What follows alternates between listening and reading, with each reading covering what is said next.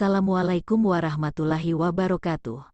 Untuk pendengar yang terhormat, mari kita tekan tombol merah, yang gak ada badaknya.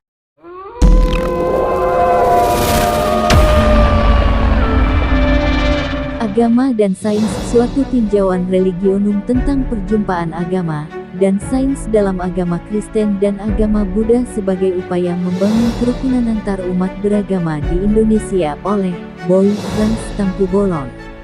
Pendahuluan. Albert Einstein berkata dalam salah satu ucapannya bahwa ilmu pengetahuan tanpa agama lumpuh, agama tanpa ilmu pengetahuan buta. Melalui ungkapan Einstein tersebut, sains dan agama merupakan dua unit yang berbeda, namun keduanya sama-sama memiliki peran yang signifikan dalam kehidupan manusia. Dengan lahirnya agama, menjadikan umat manusia memiliki keimanan sehingga menjadikan hidupnya lebih terarah, beretika, bermoral dan beradab. Sesaat itu, anggota sains banyak pengetahuan bagi manusia. Dengan semakin berkembangnya sains, akan memajukan dunia dengan berbagai penemuan yang gemilang serta memberikan kemudahan fasilitas yang sangat menunjang keberlangsungan hidup manusia. Sains dan agama dikatakan sebagai sesuatu yang berbeda, karena mereka memilikinya paradigma yang berbeda pula. Pengklasifikasian secara jelas antara sains dan agama menjadi suatu tren tersendiri di masyarakat zaman Renaissance. Demikian ini menjadi dasar yang kuat sampai pada perkembangan selanjutnya. Akibatnya, agama dan sains berjalan sendiri-sendiri dan tidak beriringan. Oleh karena itu, tidak heran jika kemudian terjadi pertempuran di antara keduanya. Sains menuduh agama ketinggalan zaman, dan agama balik menyerang dengan mengatakan bahwa sains sebagai musuh Tuhan. Sepanjang sejarah kehidupan umat manusia, hubungan sains dan agama tidak selalu harmonis dan beriringan. Hubungan agama dan sains bukanlah polemik yang baru sejak bergulir dalam dunia keilmuan. Konflik ini telah ada sejak beberapa buruki yang lalu.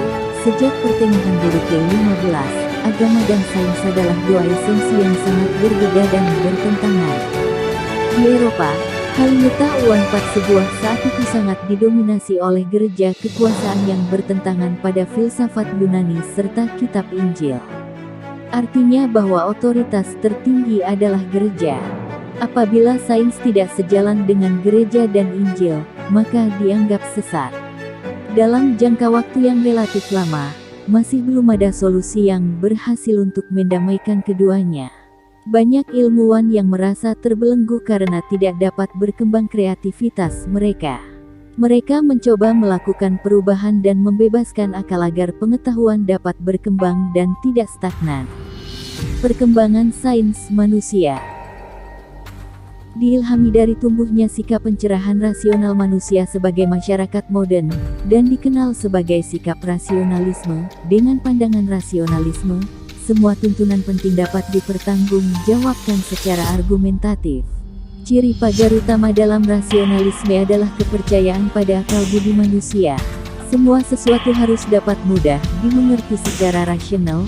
Sebuah pertanyaan hanya boleh diterima sebagai sebuah kebenaran apabila dapat dipertanggungjawabkan secara rasional.